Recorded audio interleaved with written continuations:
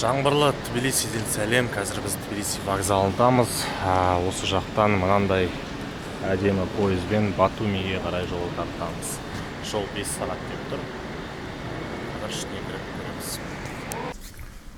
Қазір пойызға кірдік. 2 этажды пойыз екен.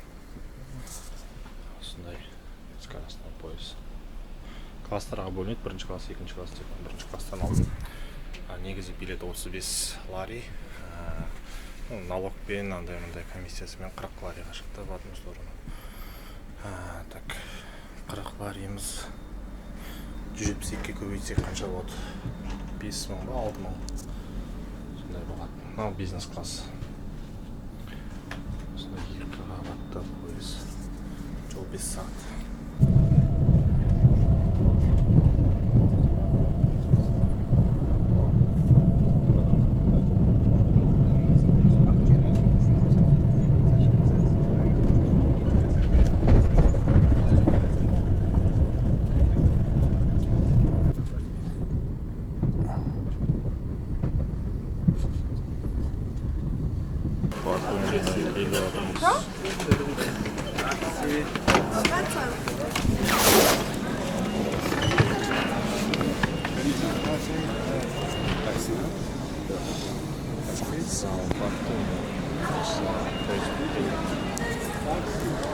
Сағат жол болды. Қазір түскі уақыт. Қуаттанып алу керек. Түскі ас ішіп, кейін қонақ үйге қарай. Дәл қазір қонақ үйден шықтым.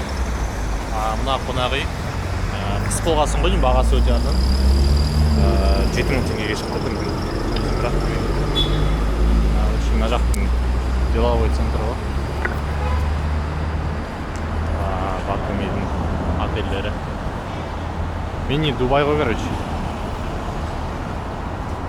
Қыста енді өте жылы. Қазір қаланың ескі ауданына бара жатырмыз. Сол жақта аралап қарап шығамыз. Өзім тізім жазып алдым, где-то бір 4-5 қана объект негізі тамашалайтын. Соны қарап кетеміз кешке дейін. Жергілікті архитектура. Адамдар тұратын сияқты, мына жақта киімдер тұр. Жайылып, мына жақта тоже өте қызық.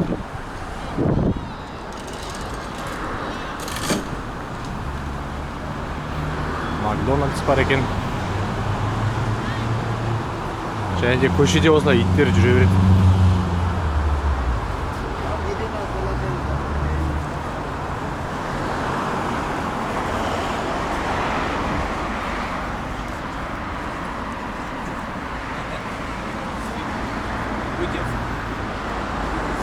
Қала көшелерін аралап келе жатырмын. Жүргеніме біраз болды. Әлі тамақ ішетін жер таппадым. Негізі бар, просто көбісі шошқа етін қолданады. Заведениялар екен. Сондықтан шаурма деп тұр еді. Сұрасам, тек шошқа етінен дейді. Сонымен тамақ ішетін жер іздеп жүрміз.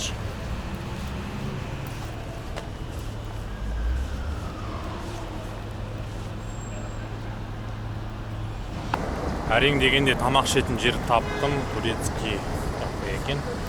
Сол жақтан тамақтанып алып, ары қарай қазір пьяца деп аталатын алаңға бара жатырмын. Жаяу баратын жер. Қалада осындай байып. Мына ғимараттың аты Успенский собор екен. Жергілікті шіркеу.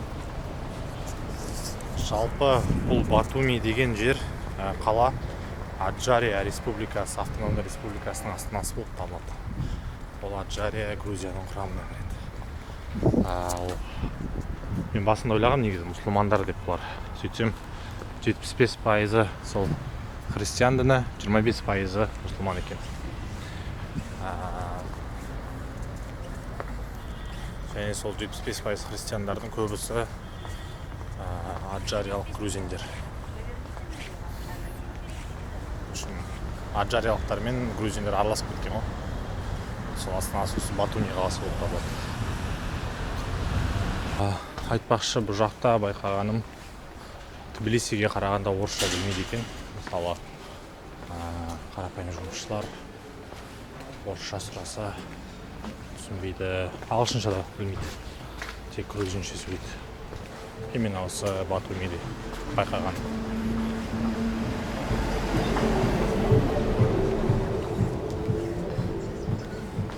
Міне біз келген жер осы пьяца алаңы. Итальяндық стильдегі жаңа сондай жоспармен салынған алаң 2010 жылы салынып біткен екен. Туристік орын болып табылады. Бұл жақта енді қымбат брендтік винный магазиндер, ресторандар, бутик отельдер бұл жақта орналасқан. Пьяца алаңы осы.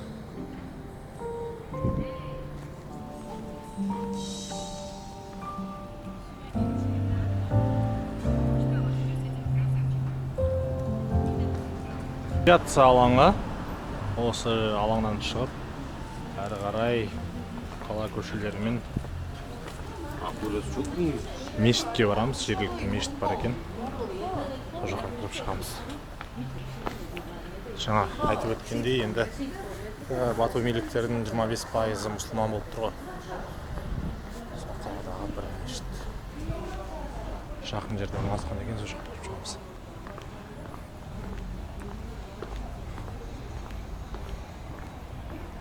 Батуми мешіті. Жоқта түріктер бар екен. Түріктер мешіттің қасынан біраз кафе ашып тастаған. Жаңа мен қаланың орталығын іздеп жүрсем, осы мешіттің айналасында екен. Халал тамақтар. Көбінесе түріктер.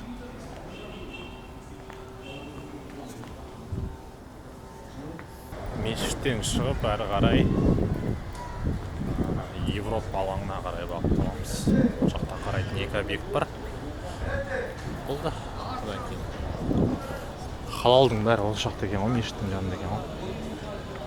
Мен ар жақтан іздеп жүрсем. Ирак, араб, кім бар? Түрік тамақтардың барлығы осында екен.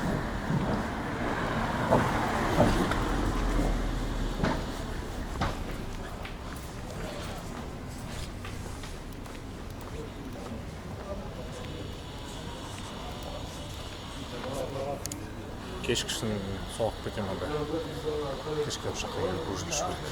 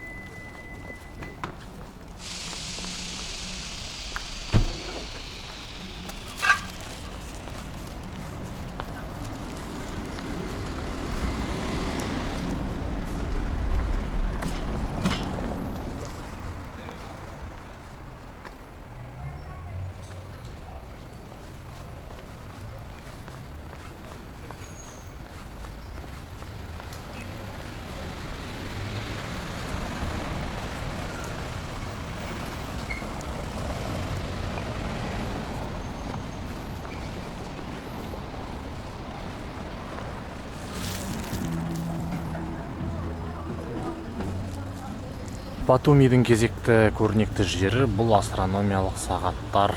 Бұл сағаттарды 2010 жылы іске қосқан екен. Бұл сағаттың әр тілі жұлдыздарды, меридиандарды білдіреді. Бұрынғы Грузия банкінің ғимаратына салған осындай ғимарат, және де оған қарама қарсы осындай ескерткіш. Бұл кісінің есімі қазір ұмытып тұрмын. Бұл кісі Мемет Абашидзе деген кісі екен. Саясаткер болған кісі. 1937 жылы Сталиндік репрессиядан зардап шеккен грузин мұсылмандар қозғалысының жетекшісі болған. Былай қарай өтсек, қазір Европа алаңына келеміз. Біз келіп жеткен жер Европа алаңы. Неліктен Европа алаңы десеңіздер, сол бағанағыдай Тбилисиде көп көргендей Евродақтың тулары. Яғни бұл біз Европаға қосыламыз, Европаның бөлігіміз деп айтқысы келген ниетпен осындай алаң ашқан екен. Ал мынау тұрған Медея деген монумент, ескерткіш, ежелгі грек мифологиясындағы кейіпкер. Бұл Медея осы Аджария жерінде өмір сүрген деген аңыз бар екен. Соның құрметіне осылай қойған. Бағанағы астрономиялық сағаттар. Осындай шағын алаң.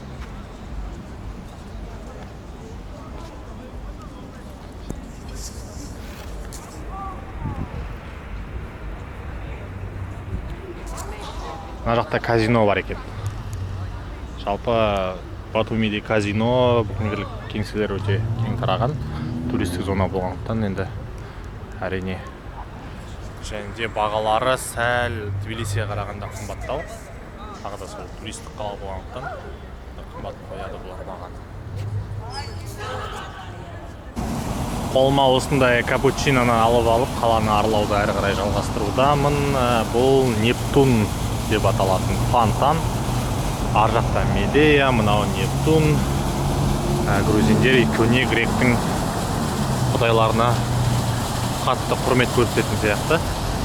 Мынау драма театры, жергілікті театр. Осындай бір демалатын аудан. Қазір біз Али Нино монументіне қарай бара жатырмыз. 1 километр жер екен. Жаяу баруға болады. Редисон, әлемге әйгілі қонақ үйлер желісі.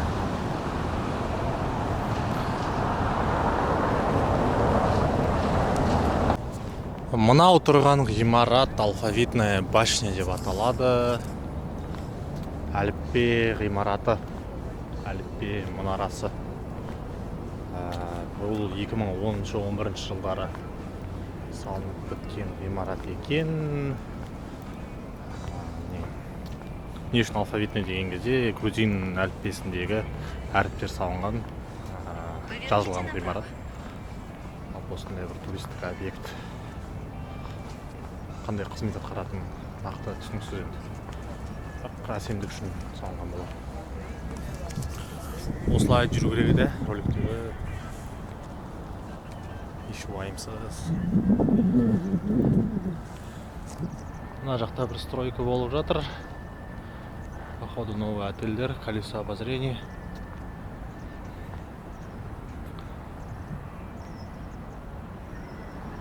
Мынау ғимарат қонақ үй. Қонақ үйде номерлер сатылады екен. Ішінде адамдар сатып алып тұрып жатыр кәдімгідей. Арзан сияқты соған қарағанда. Қысты осы жақта өткізетін адамдар бар бұлар. Грузияда жүрсеңіз Мимино деген атауды жиі кездестіресіз. Мимино деген кафе, ресторандар, ғимараттар. Мимино дегеніміз Кеңес одағындағы грузиялық фильм ғой. Мимино деген. Чито, Крито, Чито, Маргарито дейтін әнді естіген боларсыз. Сол ән осы Мимино киносының саундтрекі. Басты рөлді Вахтанг Кикабидзе дейтін грузин әртісі ойнаған. Сол үшін Мимино атауы өте танымал. Мына жақ енді бір жайма шуақ жер екен. Мини Дубай. Дубай на минималках. Адамдар спокойно велик теуіп, итпен серуендеп, ролик теуіп жүре береді. Мынау әйгілі Али мен Нино монументі. Видеодан үлкен болып көрінгенімен қасынан қарағанда кішкентай екен. Али Ниноның тарихын қысқаша айтып өтсек, бұл әзірбайжандық Али деген жігітпен грузин қызы Ниноның арасындағы оған махаббат хикаясы. екеуінің ұлты басқа, діні басқа болғандықтан қосыла алмай кеткен. Бұл әзірбайжандық автордың романынан алынған кейіпкерлер. Осылай статуя салынған. Кешкі сағат 7-лерде екеуі бір-біріне жақындасып 10 минутқа одан кейін қайттан ажырайды екен. Бұл сол екеуі қосыла алмай кетті дегенді білдіретіндей сондай бір не ғой. Отсылка ғой, короче. Али Ниноны да көрдік. Былай шағын екен. Негізгі оқиғасы Бакуда өткен. Бұл екі ғашықтың шын өмірде болған ба, болмаған ба белгісіз айтпақшы. Бірақ кейіпкерлер осы, біреуі әзірбайжандық, біреуі грузиялық.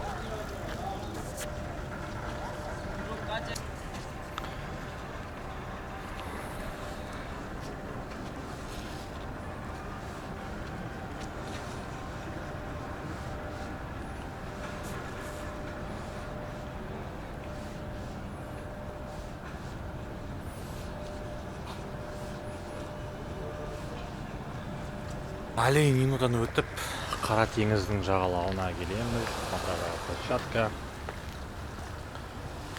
Қара теңіз. Негізі енді бұл жақтың сезонынан жазғы. Жазғыдан өтіп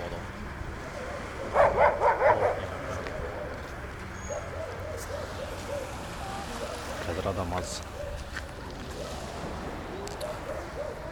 Негізі былай қарасам, бұл Грузия мемлекетінің территориясының шағын болғаны да кейде плюс сияқты.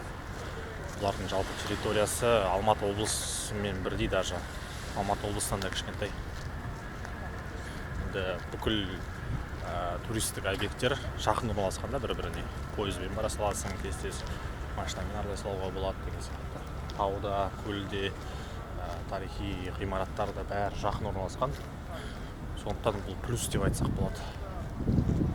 Бізде енді алыс қой барлығы, мысалы шығыстағы Марқакөл, Қатонқарағай мен Түркістанның арасы қандай ұзақ, Одан кейін батыста Маңғыстаудың жерлері Үстірт бар, солтүстікте Бурабай бар да. Арасы ұзын да, алыс. Ал шетелдік туристерге негізі тиімді бағада тез-тез аралап шыққан керек та. Сол үшін Өзбекстанның да территориясы кішкентай, тарихи объекттер жақын орналасқан бір-біріне. Грузия тоже осындай. Неліктен жақын болған плюс олар себестоимость дейді ғой. Турдың себестоимости, проездың себестоимости арзан болады. Мысалы, Тбилисиден Батумиға келу небәрі 7.000 теңгеге шыққан, 6.500-7 мыңға. Өте арзан. Мысалы, біз Алматы мен Шымкенттің арасы таксидің өзі қазір 8-9 мың ғой. Пойызбен 6.5-7 мыңға ғана шықты. Себестоимость, яғни өзіндік құны арзан. Қонақ үй небәрі 7.000 теңгеге шықты бір суткаға. Ал Алматыда мысалы қонақ үй, суточный квартира кем дегенде 15 мыңнан түспейді ғой. Екі есе қымбат. То есть территорияның кішкентай болғандығы конкуренцияны өсіреді және де бағаны түсіреді. Себестоимость өте арзан болады. Осындай. Енді біздің ата-бабаларымыз кең байтақ жер тастап кеткен. Бірақ енді оның бәрін игеру керек қой туризм үшін. Арасы алыс болғандықтан инфрақұрылым дамыту кішкене қиын. Транспорттық жолдар, қонақ үйлер, оның барлық инфрақұрылым болмаса, енді адам просто келе бермейді. Еліміздің туристік потенциалы осындай енді.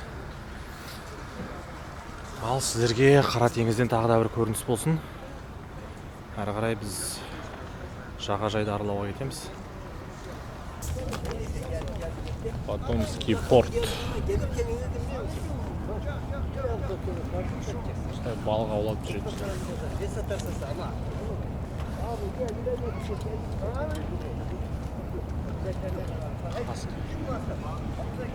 Turkish restaurant. Батумида халық саны 150 мың. Көбісі осы туризммен күн көреді. Балық аулау, тамақ өндірісі, вино, туризм.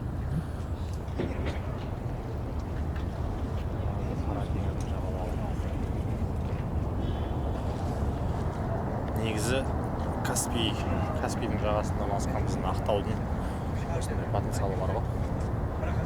Ұйымдастыруға негізі ше.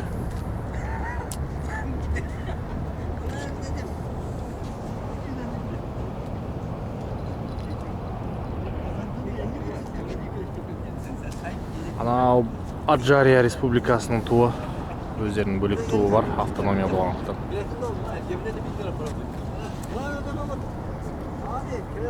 Аджария Гуджу деген еліме қайратында туыны айтатын бар, бірақ бұл Аджария қатысы жоқ екен, бірақ Аджария Гуджу деген бұл кавказдық сөз,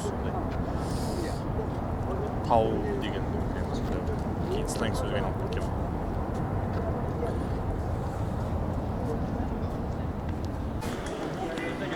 Так, қазір Тбилисидің халықаралық әуежайындамыз. Шотар Рустемели атындағы осы жақтан Алматыға ұшағын паспортный контрольдан өттік, посадочный талонын алдық. Бүгін енді мен Батумидан Тбилисиға келдім обратно пойызбен. 5 сағаттық жолдан кейін түскі ас ішіп, қонақ үйді тапсырып, қаланы кішкене тағы да аралап, қазір түнгі рейспен Алматыға ұшайын деп жатырмын. Біздің блог осымен алғашқы выпуск өзінің соңына жететін сияқты. Осы жерден аяқтайтын сияқтымыз. Енді бұл алғашқы выпуск болғандықтан арасында кейбір қателіктер болуы мүмкін, ақпарат бойынша, сөз саптау бойынша оған түсіністікпен қарайсыздар деген ойдамын. Біздің каналға тіркеліңіздер. Әр ай сайын жаңа выпустар шығарып тұрамыз.